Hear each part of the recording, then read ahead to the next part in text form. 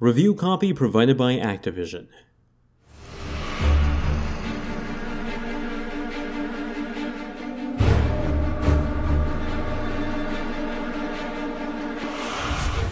In many ways, Sekiro Shadows Die Twice feels like a culmination of FromSoftware's latest projects.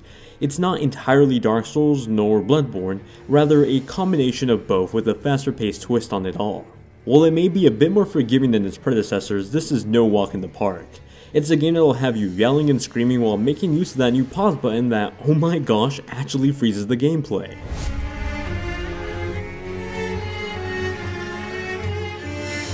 Sekiro Shadows Die Twice puts you in the role of the Wolf, a samurai warrior tasked with protecting the young royalty bloodline. He's quickly put into the test when another samurai comes and kidnaps the heir. Tragically for our protagonist, he loses the duel and ends up with his arm cut off, and what good is a samurai without an arm to hold their sword? Moments after the attack, the wolf wakes up to the care of a mechanic who has given him a brand new prosthetic arm. No, it's not Nico, but sort of the same premise here. The arm not only lets the wolf hold his sword again, but also unlocks a handful of new tools for his fights. New bits can be added to the arm throughout the story, unlocking new shinobi abilities for the wolf as he seeks to rescue the kidnapped heir. Ultimately, it's a story of redemption, seeking out your honor and proving yourself as a capable warrior when just about everything in the world is trying to kill you, and wow, they're really good at it. The whole story takes place in an alternate version of the late 1500s Sengoku Japan, where the environment and architecture of old Japan meet the classic fantasy formula of FromSoftware. That's where a lot of the FromSoftware traditions end with the story though, because Sekiro is much more linear and generally an easily understandable game. Where Dark Souls and Bloodborne could get a little bit ambiguous with its story, leaving you to determine the lore, Sekiro pretty much tells you up front. It makes the entire narrative easier to follow. Sure, the writing isn't really the star of Sekiro, but as I'm fighting bosses, exploring caves, I know what my objective is and why. There's still a mix-in of environmental storytelling too for anyone with a wandering eye or a sense of curiosity. You get a balance of both here.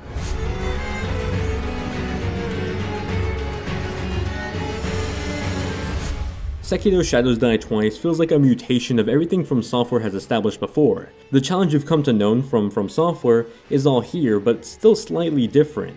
You're still exploring a large world that consists of taking on painful bosses that completely destroy you over and over again.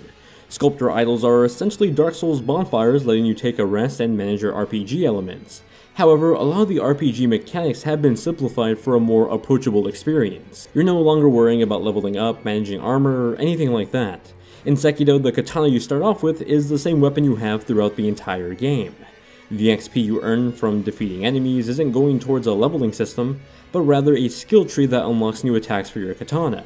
It all feels a bit more comprehensible and ultimately boils down to really focusing on the combat. That's where a lot of the changes for Sekiro come into play. Whether I'm fighting an enemy or traversing ancient Japan, it's a lot faster feeling. The wolf doesn't feel like he's being weighed down by armor, he's quick and nimble. That's also part and thanks to the wolf's amazing prosthetic arm. It may be the late 1500s in Japan, but this thing feels like it's from the future. With the press of a button, you can launch yourself across the map, swinging from building to building. You're basically the Japanese version of Nero from DMC5. He might be Japanese, I'm not really too sure. Anyway, it's such a 180 from what I'm used to with FromSoftware's games, but just as enjoyable. This change in movement also allows for some new forms of level design. Areas aren't just wide, but also feature verticality to them, really enticing me to look in every nook and cranny.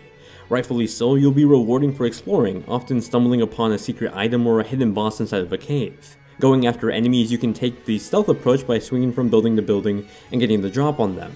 However, you're still just as able to run and gun it, despite it being a more difficult attempt. Regardless, the choice is yours and the tools needed for it are available to you. Now, when in a fight, it sort of feels like a strategic form of rock, paper, scissors, only now with swords. You have the classic lock onto an enemy and deal with attacks as they come at you approach. Taking on an enemy, you get these slight variations in animation, whether it's a strike, slash, or a swipe. Different attacks mean different counters. As the player, it's up to you to learn to read these moves and react accordingly. Jump for a swipe, parry a strike, or guard a slash. It took a bit for me to get used to it, but as I learned to adapt to these animations, I was quickly feeling confident in taking down even the baddest of enemies. That really gives you that sense of satisfaction when you finally take down that boss that's been eating up your playtime. It was challenging, but boy did you earn that honor after defeating them. Now you're not only equipped with your katana, but also your crazy awesome prosthetic arm. This thing isn't just a grapple hook and a traditional arm, it's all sorts of different tools for you. As you gather new tools for your arm, your combat skills will continue to grow. Some of these will let you throw ninja stars or even fireballs that completely turn the outcome of the battle. It's not the traditional samurai arsenal, but I'm happy to have this in Sekiro. Personally, I thought the fights in Sekiro were more challenging than its predecessors, but also more forgiving in a sense. As the name of the game suggests, you do die twice if you choose to at least. You see, Sekiro gives you the option to revive yourself after death, and yeah, that's pretty unheard of from this developer. At the bottom left of your screen, you have these orbs that mark your resurrections. These are your revives that you have, although you can't use them back to back. They're refilled over time or as you take down enemies, but using them comes with consequences. Essentially, using them affects your chances for unseen aid, a combat buff that happens randomly over time.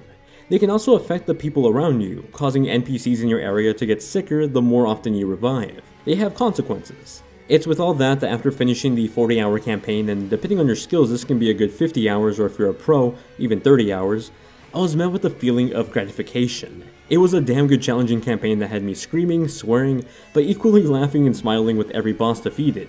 And I got to do it another time in New Game Plus mode. That's actually where I'm at now while writing this review. It allows for some added replay value with some hidden bosses to find and some choices in the campaign that I didn't select the first time. There's plenty of content for you to keep on going for a full second playthrough here, and hopefully by the end of the first one, you're much better skilled for round 2.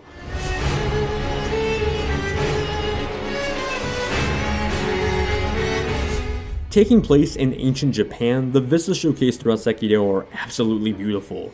From the traditional Japanese architecture found throughout every building to the use of colors in the environment. It's breathtaking. Seeing the blades of grass react as I sneak through them to get behind an enemy is a great touch. Having the different variations of particle effects like dust shining against the sunlight and the rainfall being soaked up by the wooden bridges, it all just paints a marvelous picture. It's like stepping back into the Osaka Museum of Housing and Living on my trip to Japan, only way older. While the in-engine stuff is pretty good, it's the pre-rendered cinematic cutscenes that really put the cherry on top on some of these climactic moments in the story. It's nothing short of a work of art. But it's by no means a flawless picture.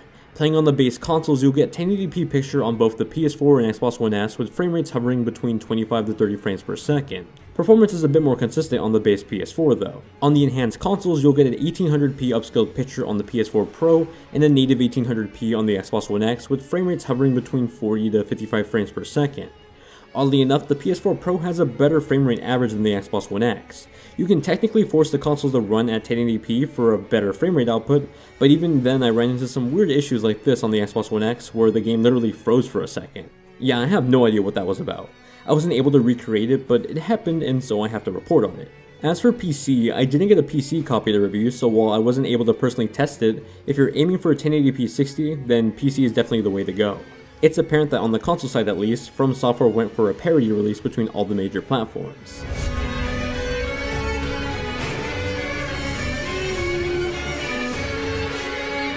Being a game that takes place during a real-time period heavily influenced a lot of the music for Sekiro. Compositions use a great amount of live recordings of traditional Japanese instruments such as the shinobu and the shamisen. The mixture of classical instruments and the ambient sounds of the environment capture the theme of ancient Japan.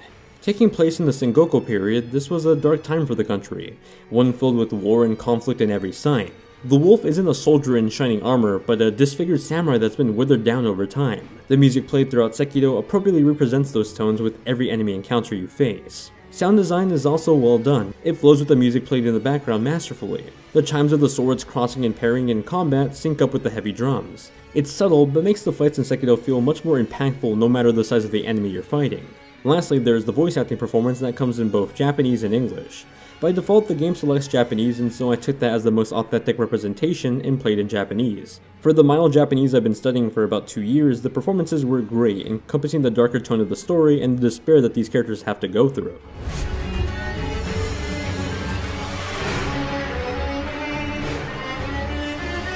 Sekiro is an enchanting showcase of what FromSoftware has been doing right for so many years now. Creating a superb fantasy adventure that'll have you grinding your teeth as you tell yourself just one more try at taking down this boss. It has its roots in some of the gameplay formulas you've come to know and love from Bloodborne and Dark Souls, while still feeling like a completely different game thanks to its fast-paced combat, slightly more forgiving RPG mechanics, and its stunning world to explore. Sure, there's a handful of performance and visual bugs that could still use some work, but in the end, Sekiro is but another example of why people keep coming back to FromSoftware's work.